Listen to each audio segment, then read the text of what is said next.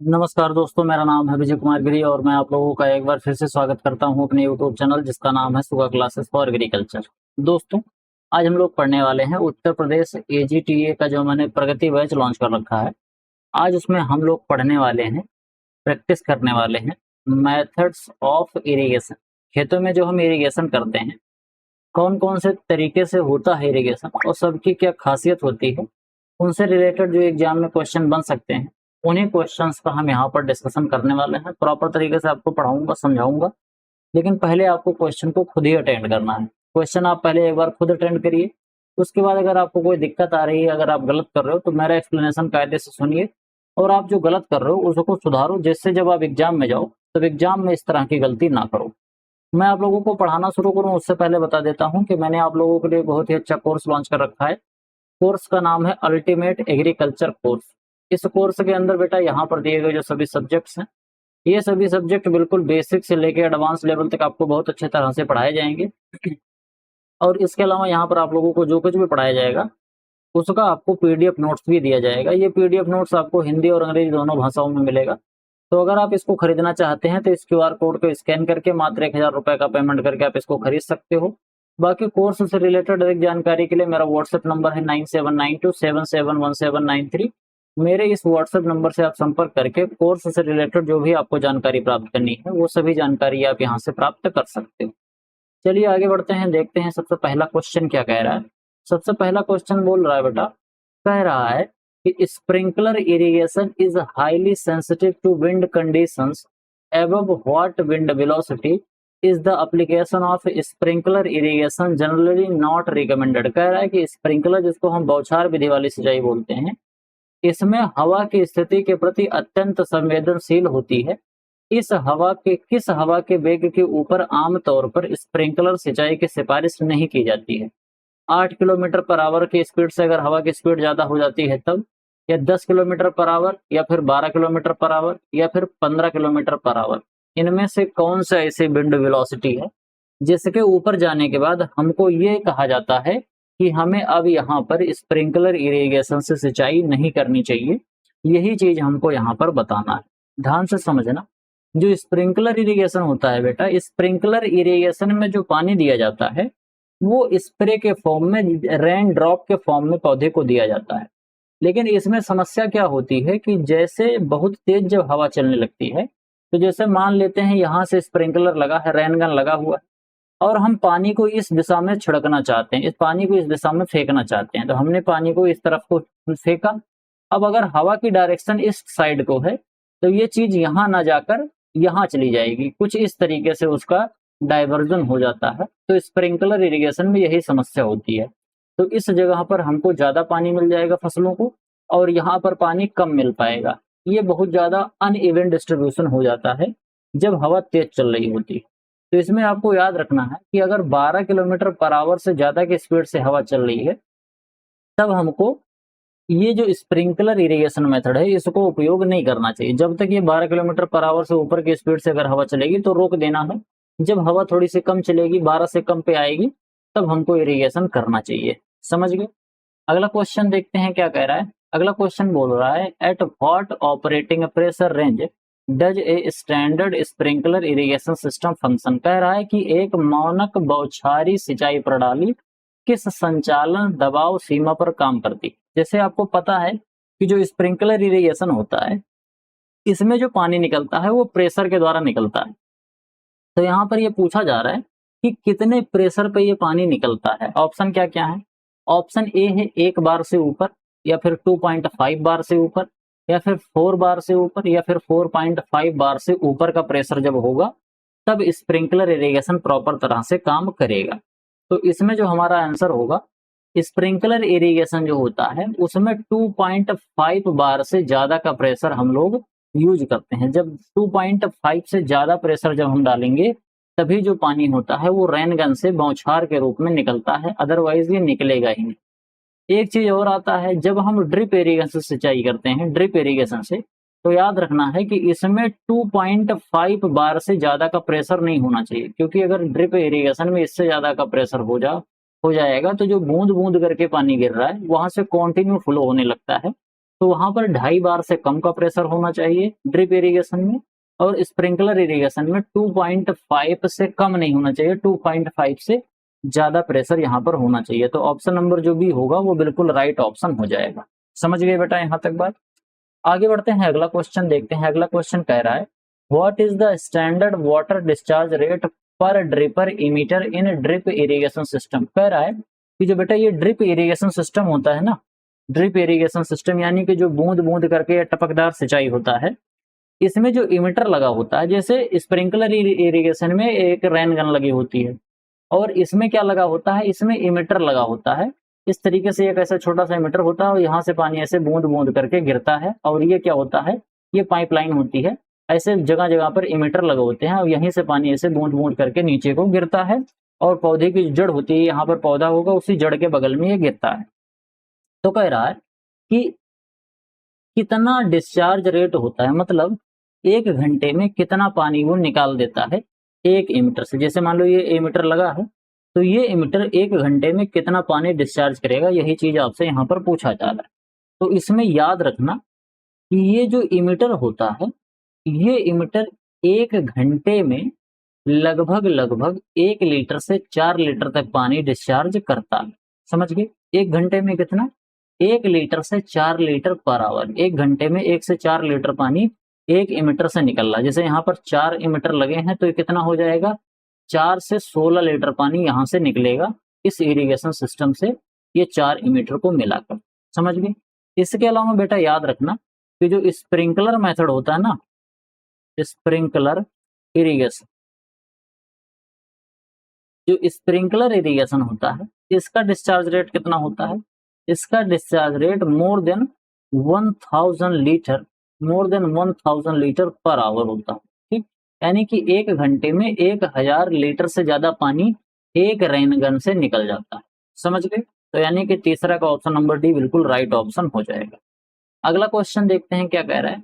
The physical definition of the permanent wilting point is represented by which of the following water content या फिर suction pressure value. कह रहा है कि स्थायी मिलानी बिंदु की भौतिक परिभाषा निम्नलिखित में से किस जल सामग्री चूसण दाब मान द्वारा दर्शाई जाती है। ऑप्शन क्या क्या है, -15 बार यानी कि -1500 जूल पर किलोग्राम, या फिर -33 बार जिसको हम 33 जूल पर किलोग्राम कहते हैं, या फिर -31 बार जिसको हम 3100 जूल पर किलोग्राम बोलते हैं, और या फिर -10 बार जिसको हम 1000 जूल माइनस का 1000 जूल प्रति किलोग्राम ये बोल सकते।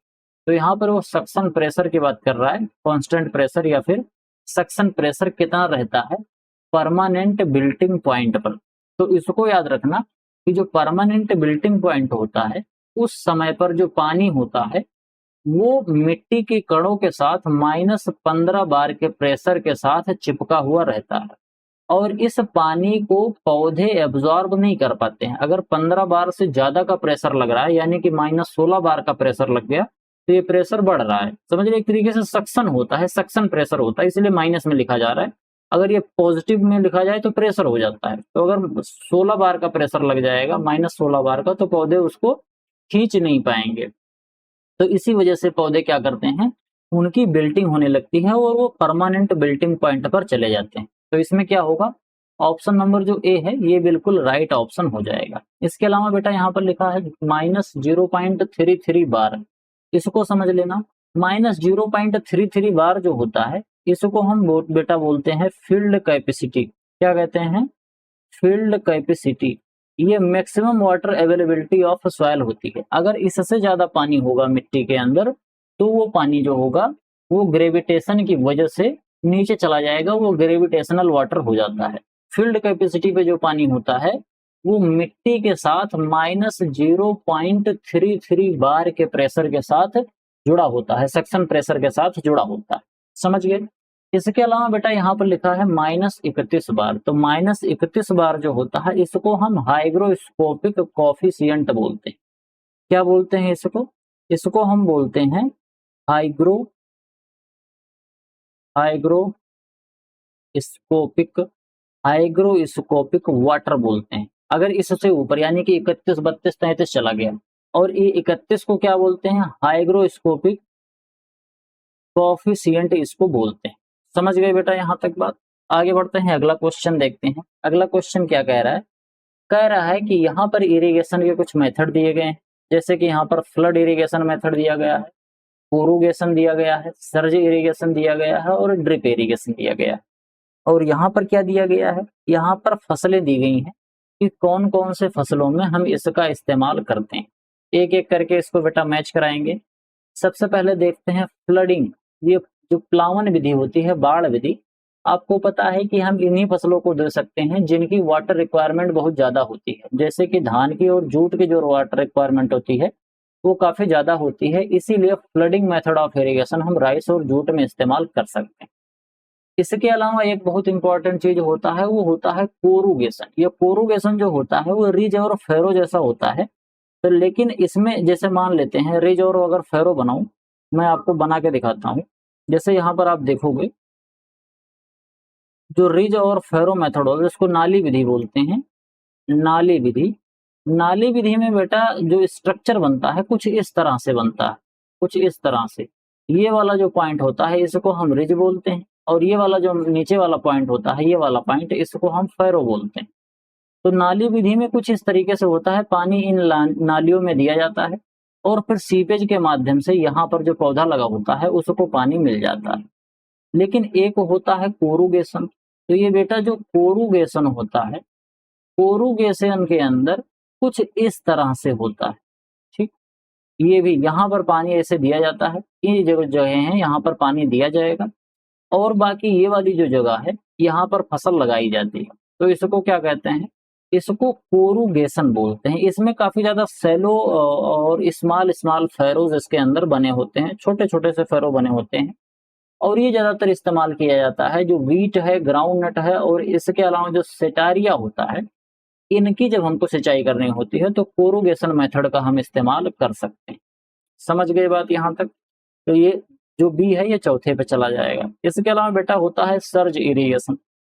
सर्ज इरिगेशन में आपने नाम सुना होगा, on and off method of irrigation. इसमें हम पानी को रोक रोक कर देते हैं जिससे कि पानी जो है ग्रेविटी की वजह से पानी जमीन के नीचे न जा पाए और प्रॉपर तरीके से सिंचाई हो पाए। तो जो सर्ज इरिगेशन होता है इसका इस्तेमाल किया जाता है मक्का के अंदर, और इसके अलावा जो ज्वार की फसल होती है इसमें किया जाता है। इसके अलावा फिर ड्रिप इरिगेशन। ड्रिप इरिगेशन जो हम लगाते हैं वो गन्ने की फसल के लिए सबसे बढ़िया मेथड होता है, और इसी ड्रिप इरिगेशन का एक मॉडिफाइड वर्जन होता है जिसको टाइफून सिस्टम ऑफ इरिगेशन बोलते हैं। तो इसका भी हम इस्तेमाल शुगर केन में करते हैं। और इसके अलावा बेटा जो ड्रिप इरिगेशन होता है, अधिकतर जो हमारी वेजिटेबल्स होती हैं ना, वेजिटेबल्स और इसके अलावा जो फ्रूट्स होते हैं, इनके अंदर भी हम ड्रिप इरिगेशन मेथड से सिंचाई करते हैं। तो ए किस पे जा रहा है, ए जा रहा है थर्ड पर, ए थर्ड पर यहाँ जा रहा है और ए थर्ड पर यहाँ जा रहा है, यानी कि ए गलत हो गया और डी गलत हो गया। इसके अलावा बी देखते हैं, बी किस पे जा रहा है, बी चौथे पे जा रहा है, यानी कि कुल मिला के ऑप्शन नंबर सी बिल्कुल राइट ऑप्शन हो जाएगा। अगला देखते हैं यहाँ पर क्या दिया गया, यहाँ पर दिया गया है फसल, और यहाँ पर सेंसिटिव स्टेज दिया गया है, यानी कि क्रिटिकल मॉइस्चर सेंसिटिव स्टेज, जब पानी की ज्यादा जरूरत होती है पौधों को, ये चीज यहाँ पर कहा जा रहा है। एक एक करके पढ़ते हैं। ग्राउंडनट है, कॉटन है, शुगर केन है और मस्टर्ड है। यहाँ पर हमको पढ़ना पड़ेगा जो बड़ा वाला है, इसको पढ़ के हम छोटे वाले से मिलाएंगे तो ज्यादा आसान रहता है, मैंने कई बार बताया। इसमें सबसे पहले बोल रहा है बेटा कि इसमें जो केन फॉर्मेशन होता है, केन फॉर्मेशन, तो केन फॉर्मेशन किसके अंदर होता है, केन फॉर्मेशन स्वाभाविक सी बात है कि गन्ने के अंदर होगा, तो गन्ने के अंदर होगा तो गन्ना लगा देते हैं, इसमें कुछ ज्यादा दिमाग ही नहीं लगाना है। अब केन फॉर्मेशन कब होता है, बुआई के 120 दिन बाद होता है, यानी कि 4 महीने जब बीत जाता है तब ये शुरू होता है। इससे पहले क्या चल रहा होता है, इससे पहले जर्मिनेशन होता है, फिर फॉर्मेटिव स्टेज होता है, और फॉर्मेटिव स्टेज के बाद फिर केन फॉर्मेशन वाली स्टेज आती है, ग्रांड ग्रोथ स्टेज आती है, और उसके बाद फिर केन फॉर्मेशन वाली स्टेज आती है। समझ गए। तो सी तो चला जाएगा फर्स्ट पर। इसके बाद देखते हैं फ्लावरिंग एंड सिल्कुआ डेवलपमेंट। तो फ्लावरिंग और सिल्कुआ, सिल्कुआ क्या होता है, सिल्कुआ बेटा सरसों का जो फ्रूट टाइप होता है उसको हम सिल्कुआ बोलते हैं, तो इस पे चला जाएगा फ्लावरिंग और जो सिल्कुआ डेवलपमेंट होता है उस समय पर सरसों में ज्यादा सिंचाई की जरूरत पड़ती है, सबसे क्रिटिकल ये होता है। बाकी पेग पेनिट्रेशन और पेग डेवलपमेंट ये ग्राउंडनट के अंदर होता है, स्क्वायर फॉर्मेशन कपास के अंदर होता है। तो ज्यादा दिमाग नहीं लगाना था, बस केवल हमको थोड़ा थोड़ा सा कंडीशन पता होती तो हम इसको मैच कर लेते, बहुत ज्यादा कठिन सा क्वेश्चन नहीं था। एक इस पे चला जाएगा, ए थर्ड पर चला जाएगा, यहाँ पर भी जा सकता है, यहाँ पर भी जा सकता है। ये गलत हो गया और ये भी गलत हो गया। बी किस पे जा रहा है, बी फोर्थ पे जा रहा है, यहाँ पर बी फोर्थ में जा रहा है, यहाँ पर बी फर्स्ट में जा रहा है। ऑप्शन नंबर जो बी है ये बिल्कुल राइट ऑप्शन हो जाएगा। अगला देखते हैं यहाँ पर क्या दिया गया है। यहाँ पर बेटा दिया गया है वाटर टाइप, यानी कि जल के जो प्रकार हैं यहाँ पर दिए गए हैं, और यहाँ पर सक्शन प्रेशर दिया गया है। जैसे ग्रेविटेशनल वाटर है, कैपिलरी वाटर है, हाइग्रोस्कोपिक वाटर है, और यहाँ पर इनके सक्शन प्रेशर दिए गए हैं। एक एक करके हम इसको मैच करेंगे। सबसे पहले बेटा समझ लेना ग्रेविटेशनल वाटर क्या होता है। ग्रेविटेशनल वाटर जो होता है ये सबसे कम प्रेशर पर मिट्टी के साथ जुड़ा हुआ पानी होता है। तो सबसे कम प्रेशर यहाँ पर किसको दिख रहा है, सबसे कम प्रेशर बेटा दिख रहा है ये 1/3 बार। ठीक, तो 1/3 बार जो होगा, यानी कि जो ए है ये किस पे चला जाएगा, ए चला जाएगा बेटा दूसरे पर। यहाँ पर माइनस जो है इसको थोड़ा सा निग्लेक्ट कर देना, नहीं तो आप थोड़ा सा समझने में, मेरी भावनाओं को समझने में दिक्कत कर दोगे। बाकी माइनस क्यों होता है, प्लस क्यों होता है, मैंने आपको कायदे से बताया है। अगर हम दबाव लगाएंगे तो वो प्लस में हो जाएगा, अगर उसको में खिंचाव लगाएंगे तो वो माइनस में हो जाएगा। जैसे अगर सक्शन प्रेशर होगा तो माइनस में होगा, टेंशन प्रेशर होगा तो माइनस में होगा, और वहीं पर अगर सक्शन प्रेशर ना हो के केवल प्रेशर होगा तो वो प्लस में हो जाता है। जैसे एक चीज होता है हम चूसते हैं, एक हम चूसते हैं और एक हम फूंकते हैं। तो जब हम फूंकेंगे तो वो प्लस में रहेगा, लेकिन जब चूसते हैं तो वो माइनस में रहेगा। तो अधिकतर माइनस का हम उपयोग करते हैं, लेकिन अगर प्लस भी हो जाए तो कोई दिक्कत वाली बात नहीं हो। तो ग्रेविटेशनल वाटर जो होता है ये पानी के साथ सबसे, मिट्टी के साथ सबसे कम तनाव पर उपस्थित रहता है, और वो कितना रहता है, 1/3 बार से भी कम होना चाहिए इसकी वैल्यू। इसके अलावा फिर क्या है, इसके अलावा बेटा है कैपिलरी वाटर।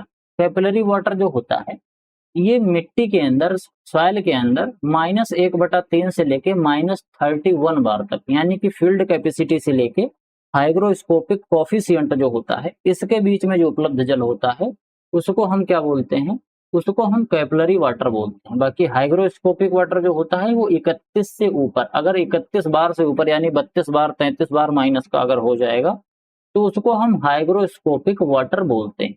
समझ गए। और बाकी 31 को क्या बोलते हैं, -31 बार को, इसको हम हाइग्रोस्कोपिक कोफिशिएंट बोलते हैं। तो ए किस पे जाएगा, ए सेकंड पर जा रहा है, ए सेकंड पर सी में जाएगा और डी में जाएगा। ए गलत हो जा रहा है और बी गलत हो जा रहा है। बी किस पे जा रहा है, बी जा रहा है थर्ड पर, बी थर्ड पर यहाँ चला गया तो सी भी गलत हो गया। ऑप्शन नंबर डी जो होगा वो बिल्कुल राइट ऑप्शन हो जाएगा। समझ गए यहाँ तक बात। अगला क्वेश्चन देखते हैं। यहाँ पर हमें कुछ क्रॉप्स दी गई हैं और यहाँ पर उनके सेंसिटिव स्टेज दिए गए हैं कि इनमें हमको इरिगेशन कब करना चाहिए। एक एक करके पढ़ते हैं। सबसे पहले बेटा यहाँ पर बल्ब फॉर्मेशन दिया गया है और बल्ब फॉर्मेशन एंड डेवलपमेंट दिया गया। तो आपको पता होना चाहिए बेटा कि जो बल्ब फॉर्मेशन होता है ये प्याज के अंदर होता है। इसके अलावा यहाँ पर हेड फॉर्मेशन दिया गया है। तो हेड फॉर्मेशन किसके अंदर होता है, ये होता है सूरजमुखी के अंदर। टॉपिंग किसके अंदर करते हैं, टॉपिंग करते हैं बेटा हम तंबाकू पे, तंबाकू के अंदर, जिसको शीर्ष कर्तन बोला जाता है। फिर बचा क्या, टमाटर बचा, टमाटर का फ्लावरिंग और फ्रूट डेवलपमेंट पे लगा दिया। तो ए किस पे जाएगा, ए फोर्थ पर जा रहा है, ए फोर्थ पर यहाँ जा रहा है और ए फोर्थ में यहाँ जा रहा है, यानी कि ए भी गलत हो गया और डी भी गलत हो गया। बी देख लेते हैं, बी किस पे जा रहा है, बी फर्स्ट पे जा रहा है, यहाँ पर बी फर्स्ट में जा रहा है यानी ये भी गलत हो गया। तो ऑप्शन नंबर जो सी होगा वो बिल्कुल राइट ऑप्शन हो जाएगा। यहाँ पर क्या दिया गया है, consider the following statement regarding sprinkler irrigation. Sprinkler irrigation से संबंधित 3 स्टेटमेंट दिए गए हैं, हमको इसमें से करेक्ट स्टेटमेंट खोजना है। एक एक करके पढ़ते हैं। क्या कह रहा है, कह रहा है कि it is suitable for undulating land. Sprinkler irrigation undulating land के लिए सबसे बढ़िया होता है, अगर ऊबड़ खाबड़ जमीन है तो सही होता है। इसके अलावा क्या है, steep slope and steep slope where land levelling is difficult. बिल्कुल सही है। ऊबड़ खाबड़ या खड़ी ढलान वाली जो भूमि होती है वहां पर जहां समतलीकरण करना मुश्किल होता है वहां पर स्प्रिंकलर इरिगेशन बहुत बढ़िया होता है, इसमें कोई दिक्कत वाली बात नहीं है, ये सही है। इसके अलावा क्या है, it can be successfully adopted for crop like rice jute that require stagnant water, अगर ठहरे हुए पानी की जरूरत है तो ठहरे हुए पानी स्प्रिंकलर इरिगेशन में तो हमको कभी मिलता ही नहीं है, तो इसलिए यह बात तो गलत हो गई। स्प्रिंकलर इरिगेशन में तो पानी पड़ता है, मिट्टी सोख लेती है, मिट्टी के अंदर केवल मॉइस्चर बना रहता है, कभी ठहरा हुआ पानी नहीं रहता है। इसके अलावा क्या है, it saves approximately 25 to 50% of water compare to conventional surface method. कह रहा है कि यह पारंपरिक सतही विधियों की तुलना में लगभग 25 से 50% तक पानी बचाता है। ये चीज यहाँ पर बोली जा रही है, तो ये चीज जो बोली जा रही है बेटा ये भी बिल्कुल सही है। जो सरफेस इरिगेशन होता है, सरफेस इरिगेशन के मुकाबले ये लगभग 25 से लेके 50% तक पानी बचा लेता है। हमको सही खोजना था, हमने खोज लिया, पहला और तीसरा स्टेटमेंट जो है वो राइट आंसर होगा, यानी ऑप्शन नंबर बी जो होगा वो राइट हो जाएगा। अगला देखते हैं, कह रहा है consider the following statement regarding drip irrigation, यानी कि जो टपकदार सिंचाई होती है उससे संबंधित कथन दिए गए हैं। ये 3 कथन हैं, इन तीनों कथन में से हमको सही खोजना है, हमको खोजना है कि इनमें से गलत कौन कौन से हैं। सबसे पहले देखते हैं, कह रहा है कि drip irrigation highly suitable for close growing crop. अगर बेटा बहुत क्लोज ग्रोइंग क्रॉप है, जैसे कि यहाँ पर गेहूं और पर्ल मिलेट लिखा है, तो उसके लिए ये सुटेबल नहीं होता है। ड्रिप इरिगेशन जो होता है वो थोड़ी सी दूर दूर ग्रो होने वाली क्रॉप के लिए सुटेबल होता है, तो ये पहली बात तो हो जाएगी गलत। दूसरी बात क्या कह रहा है, it operate with a water discharge from emitters and maintain soil moisture at field capacity. ये भी बात बिल्कुल सही है। क्यों? क्योंकि इसमें जो पानी का डिस्चार्ज होता है वो इमिटर के द्वारा होता है, अभी थोड़ी देर पहले मैंने आपको बताया था, और इससे जो पानी निकलता रहता है ये मॉइस्चर को फील्ड कैपेसिटी तक मेंटेन किए हुए रहता है, कोई दिक्कत वाली बात नहीं है, बिल्कुल सही है। इसके अलावा क्या है, इट रिड्यूस वीड इन्फेस्टेशन, बिल्कुल सही है, क्योंकि इसमें हम केवल पौधे की जड़ के पास पानी देते हैं, इसीलिए पौधे की जड़ के अगल बगल जो जमीन होती है वो सूखी पड़ी रहती है, तो सूखी रहेगी, मॉइस्चर नहीं रहेगा, तो वहां पर खरपतवार नहीं उगते हैं, ये तो सही है। इसके अलावा allows the application of fertiliser through irrigation, बिल्कुल इरिगेशन के साथ साथ हम इसमें फर्टिलाइजर भी दे सकते हैं जिसको फर्टिगेशन कहा जाता है, तो ड्रिप इरिगेशन से ये चीज भी करी जा सकती है, यानी कि तीसरा स्टेटमेंट भी सही है। हमको गलत खोजना था, इसमें केवल पहला स्टेटमेंट जो है वो गलत था, यानी ऑप्शन नंबर डी बिल्कुल राइट ऑप्शन हो जाएगा। Consider the following statement regarding field capacity, क्षेत्र क्षमता के संबंध में निम्नलिखित कथनों पर विचार करना है। 3 कथन दिए गए हैं, तीनों कथन में से हमको क्या खोजना है, हमको इसमें से बेटा खोजना है कि करेक्ट कौन सा है, यानी कि कौन सा सही है। पहला देखते हैं क्या कह रहा है, it represent the upper limit of available soil moisture, यह उपलब्ध मृदा जल की ऊपरी सीमा का प्रतिनिधित्व करता है। फील्ड कैपेसिटी जो होता है ये अपर लिमिट होती है अवेलेबल वाटर की, इसमें कोई संशय वाली बात नहीं है, बिल्कुल सही है, क्योंकि अगर इसके ऊपर पानी जाता है तो हाइग्रोस्कोपिक वाटर होता है, इसको पौधा एब्जॉर्ब नहीं कर पाता है और ये जमीन के नीचे चला जाता है।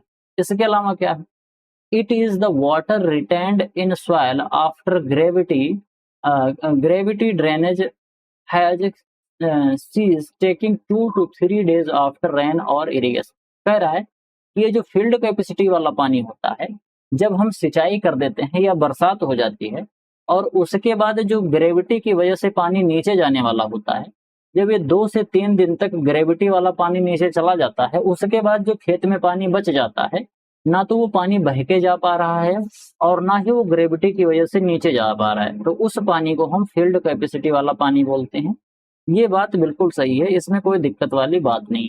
अगला क्या कह रहा है, अगला कह रहा है कि field capacity tension is generally considered to be -15 bar of hydraulic suction. ये -15 बार नहीं होता है, ये होता है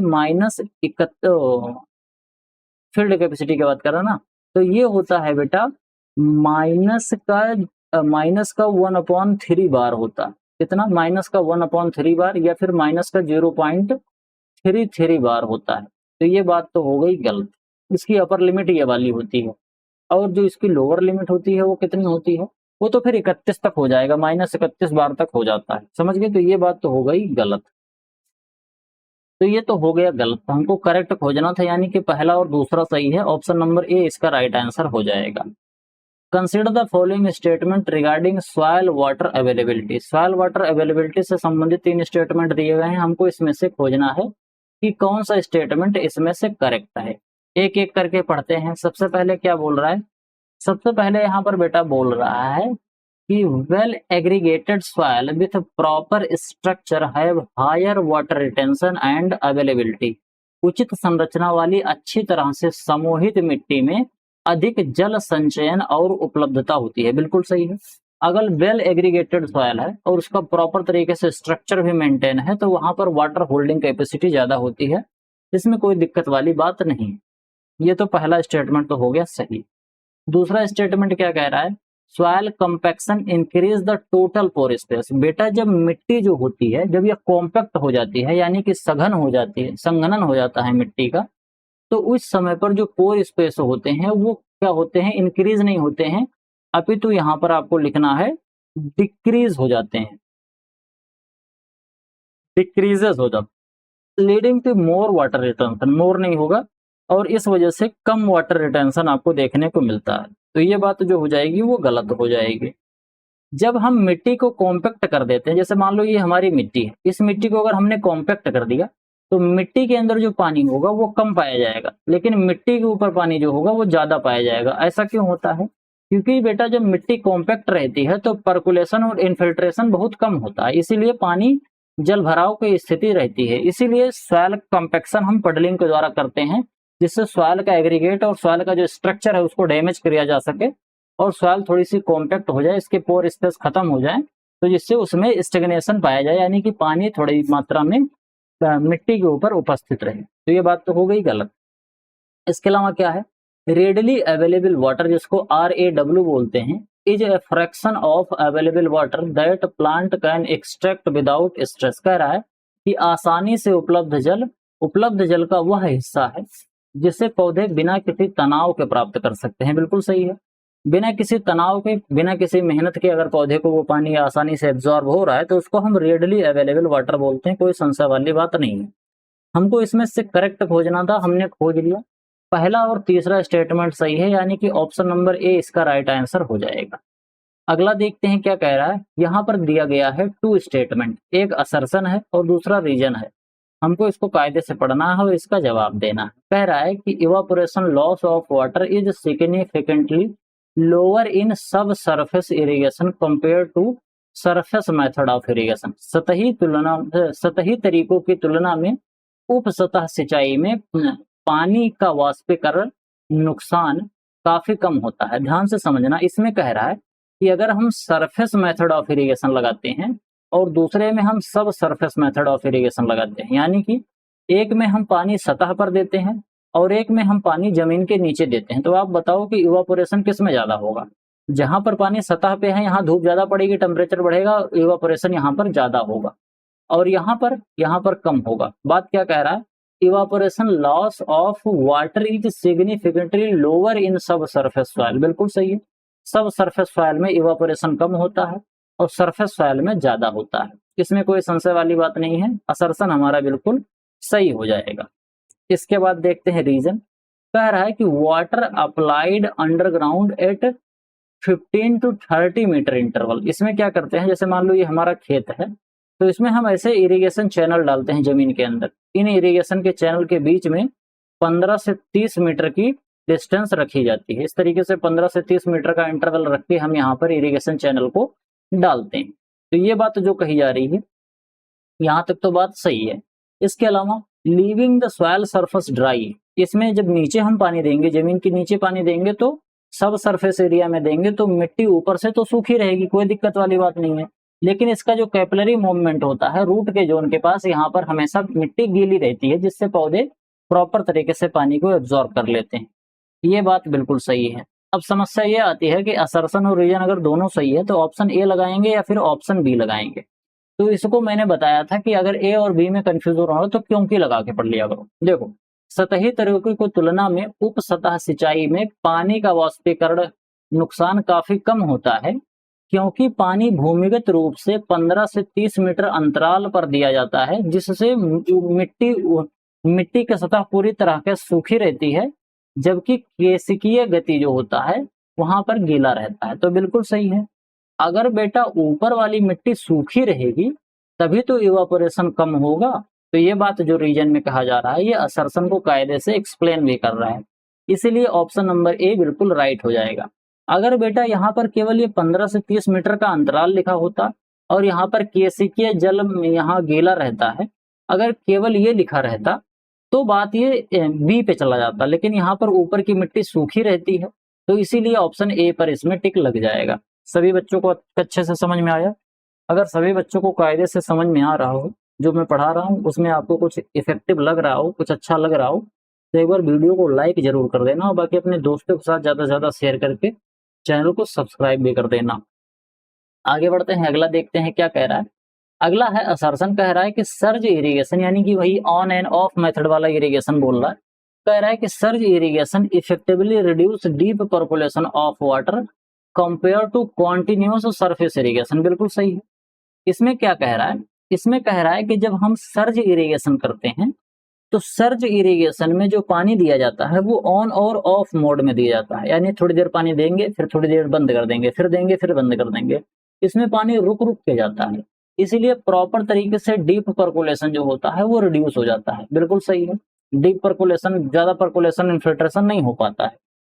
और इसके अलावा जो कॉन्टिन्यूअस सरफेस इरिगेशन होता है इसमें पर्कुलेशन ज्यादा होता है, क्योंकि बराबर पानी मिलता जाएगा और बराबर पानी नीचे की तरफ जाता जाएगा। तो सर्ज इरिगेशन इस चीज के लिए बिल्कुल सही है। तो असर्शन तो बिल्कुल सही हो गया। रीजन क्या कह रहा है? Continuous water application to the field surface result in a series of on and off mode. बेटा जब कॉन्टिन्यूअस होगा तब ऑन और ऑफ कहाँ होगा? तो ये बात तो गलत हो गई। इसमें कॉन्टिन्यूअस की जगह पर इंटरमीडिएंट आना चाहिए था। क्या आना चाहिए था यहाँ पर? यहाँ पर आना चाहिए था इंटरमीडिएंट एप्लीकेशन। तो इस तरीके से जो होता तब सही होता, लेकिन यहाँ पर कॉन्टिन्यूअस लिख दिया गया, यानी कि ये ऑप्शन जो होगा वो गलत हो जाएगा। समझ गए बेटा यहाँ तक बात? तो असर्शन सही है और रीजन हो गया गलत, यानी कि assertion true and reason false. Option number C is the right answer for the question number 14। अगला देखते हैं, कह रहा है at the permanent wilting point there is absolutely no water moisture left in the soil. Permanent wilting point पर मिट्टी में किसी भी तरह का वाटर, पानी या नमी नहीं रह जाती। ये बात बिल्कुल गलत है, क्योंकि बेटा -31 बार के प्रेशर पर जो पानी रहता है वो भी, उसके अंदर भी तो पानी है। -15 बार के जो प्रेशर पर पानी रह रहा है वो भी तो एक तरह का पानी ही है, इसलिए ये बात तो हो जाएगी गलत। समझ गए? इसके अंदर पानी रहता है, लेकिन हाँ वो चीज दूसरी है कि इसको पौधे अब्जॉर्ब नहीं कर पाते हैं। समझ गए यहाँ तक बात? इसके अलावा देखते हैं अगला टॉपिक क्या बोल रहा है। अगला रीजन क्या कह रहा है? कह रहा है the soil moisture content in permanent wilting point is held so tightly by tension 10 to 20 atm that can not extract it to meet their need. ये बात जो कही जा रही है, ये बात जो है वो बात बिल्कुल सही है। 10 से 20 एटीएम लिख रहा है, और अगर इसको हम बार में लिखते हैं तो -15 बार के आसपास होता, तो ये बात लगभग सही है। तो हम क्या बोलेंगे, ये वाला बात ट्रू है, लेकिन असर्शन जो है वो फॉल्स हो जाएगा। रीजन ट्रू है, असर्शन फॉल्स है। ऑप्शन नंबर डी हमारा राइट आंसर हो जाएगा। अगला देखते हैं क्या कह रहा है। अगला कह रहा है कि sprinkler irrigation is highly suitable for undulating sandy soil where water and labour scarcity common. Sprinkler irrigation undulating sandy soil में बिल्कुल सही है। अगर उबड़ खाबड़ जमीन है तो सही कर सकते हैं, मतलब यहाँ पर सिंचाई कर सकते हैं, और लेबर की अगर कमी है तो भी हम इसको यूज कर सकते हैं, कोई समस्या नहीं है। ये बात बिल्कुल सही है। रीजन क्या कह रहा है? Sprinkler irrigation operate with rate of water delivery exceeding 1000 litre per hour. ये भी बात बिल्कुल सही है। एक चीज और याद कर लेना बेटा कि इसमें जो पानी दिया जाता है वो 10 मीटर तक दिया जाता है, यानी कि अगर यहाँ पर एक रेनगन चल रही है तो चारों तरफ वो 10 मीटर तक पानी छोड़ सकती है। कितने मीटर तक? 10 मीटर तक। इसके अलावा अलग अलग तरीके के और भी रेनगन आते हैं जो और भी दूर छोड़ते हैं, लेकिन 10 मीटर आपको एग्जाम पॉइंट ऑफ व्यू से इसको याद रखना है। तो ये इसमें क्या होगा, असर्शन भी सही है और रीजन भी सही है।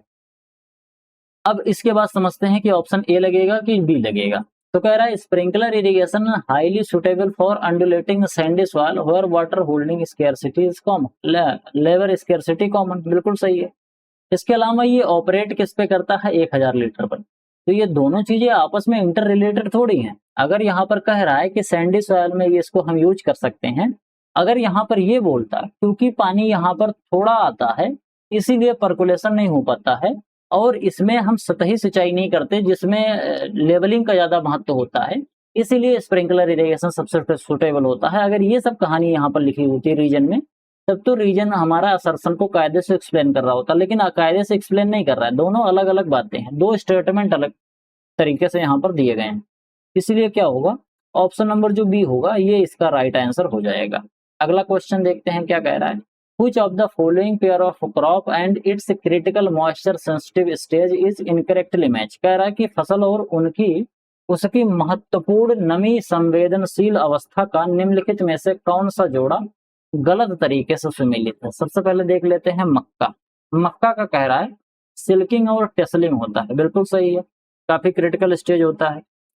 इसके अलावा क्या है, सीसम, सीसम में फ्लावरिंग और सिल्कुआ। बेटा ये फ्लावरिंग और जो सिल्कुआ होता है ये दोनों तो मस्टर्ड के अंदर होता है, अभी थोड़ी देर पहले ही मैंने बताया था।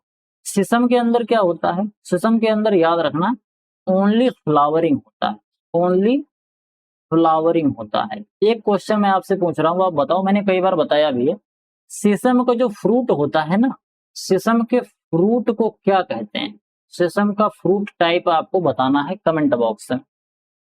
तो ये बात हो गई गलत, हमको गलत ही खोजना था, ऑप्शन नंबर बी हमारा राइट आंसर हो जाएगा। ग्राउंड नट में पेग पेनिट्रेशन और पॉट डेवलपमेंट ये भी सही है। शुगर केन में केन फॉर्मेशन जो कि 120 दिन पर आता है ये भी सही है।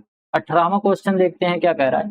Which of the following pair of irrigation method and suitable crop is incorrectly match based on the text. कह रहा है कि पाठ के आधार पर सिंचाई विधि और उपयुक्त फसल का निम्नलिखित में से कौन सा जोड़ा गलत तरीके से सुमेलित है। यहाँ पर आपको ये टेक्स्ट दिए गए हैं, इसी टेक्स्ट को आपको कायदे से पढ़ना है और पढ़ के बताना है कि गलत कौन सा। सबसे पहले देखते हैं सर्ज इरिगेशन। सर्ज इरिगेशन हम किस में करते हैं, सर्ज इरिगेशन कह रहा है कि हम गेहूं में करते हैं। ये बात जो कही जा रही है वो गलत है, क्योंकि बेटा जो सर्ज इरिगेशन है, अभी थोड़ी देर पहले ही मैंने बताया था कि सर्ज इरिगेशन को हम इस्तेमाल करते हैं मेज के अंदर। इसके अलावा हम किस में इस्तेमाल करते हैं, इसके अलावा इसको हम सोरगम में इस्तेमाल करते हैं। फिर सवाल आता है वीट में क्या इस्तेमाल करते हैं। वीट में बेटा अभी मैंने बताया था ना कि इसके अंदर हम कोरुगेशन इस्तेमाल करते हैं। ये इस तरह के जो सैलो रिजर्व फेरो होता है। इसके अलावा क्या है, तो ये बात तो हो गया गलत, हमको गलत ही खोजना था, तो ऑप्शन नंबर ए बिल्कुल राइट ऑप्शन हो जाएगा। बॉर्डर स्ट्रिप मेथड जो होता है क्लोज ग्रोइंग क्रॉप के लिए इस्तेमाल किया जाता है। फ्लडिंग मेथड राइस और जूट के लिए होता है। स्प्रिंकलर वेजिटेबल और फ्रूट के लिए होता है, इसको मैं बता चुका हूँ। अगला देखते हैं क्या कह रहा है। Which of the following pair of irrigation system and their operational parameter is incorrectly match. कह रहा है कि सिंचाई प्रणालियों और उनके परिचालन मानकों का निम्नलिखित में से कौन सा जोड़ा गलत तरीके से सुमेलित है। चार स्टेटमेंट हैं, पढ़ते हैं और देखते हैं चार ऑप्शन में से। कह रहा है कि स्प्रिंकलर इरिगेशन जो होता है इसमें रेट ऑफ वाटर डिलीवरी जो होती है वो more than 1000 litre per hour होती है, बिल्कुल सही है, कोई दिक्कत वाली बात नहीं है। ड्रिप इरिगेशन में रेट ऑफ वाटर डिलीवरी कितनी होती है, 1 to 4 लीटर पर आवर होती है, ये भी बिल्कुल सही है। स्प्रिंकलर इरिगेशन में क्या कह रहा है, ऑपरेटिंग जो प्रेशर होता है वो मोर देन 2.5 बार होता है, ये भी बिल्कुल सही है। तो तीसरा जो हमारा होगा, तो सॉरी ऑप्शन नंबर जो डी होगा ये गलत हो जाएगा, कुछ पढ़ना ही नहीं है। देख लेते हैं इसमें क्या कह रहा है। Drip irrigation wind velocity limit 12। बेटा ये ड्रिप इरिगेशन के लिए नहीं होता है, ये स्प्रिंकलर के लिए होता है। ड्रिप इरिगेशन के लिए विंड की वेलोसिटी मायने नहीं रखती है। 20वां और अंतिम क्वेश्चन देखते हैं क्या कह रहा है। Which of the following pair of soil water kind and there plant availability is incorrectly match. कह रहा है कि मृदा जल के प्रकार और उनकी पौधों के लिए उपलब्धता का निम्नलिखित में से कौन सा जोड़ा गलत तरीके से सुमेलित है। कैपिलरी वाटर कह रहा है अवेलेबल फॉर प्लांट ग्रोथ, बिल्कुल सही है, इसमें कोई दिक्कत वाली बात नहीं है, कैपिलरी वाटर को ही पौधे अब्जॉर्ब कर पाते हैं। इसके अलावा hygroscopic water not suitable not available for plant, ये भी बिल्कुल सही है। इसके अलावा ग्रेविटेशनल वाटर है हाईली अवेलेबल टू प्लांट, ये बात गलत होगी, क्योंकि ग्रेविटेशनल वाटर हाईली अवेलेबल नहीं होता है, अपितु ये पौधे के लिए नॉट अवेलेबल होता है, ये जमीन के नीचे चला जाता है, तो ये बात हो गई गलत, हमको गलत ही खोजना था। Option number C is the right answer. D देखते हैं क्या कह रहा है। Soil water at permanent wilting point, soil water permanent wilting point पर अनअवेलेबल टू प्लांट, ये भी बिल्कुल सही है। समझ गए? तो 20 के 20 क्वेश्चन हमारे खत्म हुए। आई होप आपको वीडियो पसंद आया होगा। वीडियो पसंद आया हो तो वीडियो को लाइक करिए, चैनल को सब्सक्राइब कीजिए, दोस्तों के साथ शेयर कीजिए। आपके जो सुझाव हैं कमेंट बॉक्स में जरूर लिखिए। अगर आप हमारा पेड कोर्स खरीदना चाहते हैं तो वीडियो का डिस्क्रिप्शन चेक करिए, वहां पर आपको कोर्स से रिलेटेड जानकारी के लिए प्रॉपर वीडियो दी गई है अल्टीमेट एग्रीकल्चर कोर्स के लिए। अगर आप परचेज करना चाहते हैं तो उस वीडियो को देखकर आप प्रॉपर तरीके से उसको फॉलो अप लेके आप अपना कोर्स परचेज करके बिल्कुल बेसिक से एडवांस लेवल तक अच्छे से एग्रीकल्चर की तैयारी कर सकते हैं। मिलते हैं किसी दूसरी वीडियो में, तब तक के लिए इजाजत दीजिए।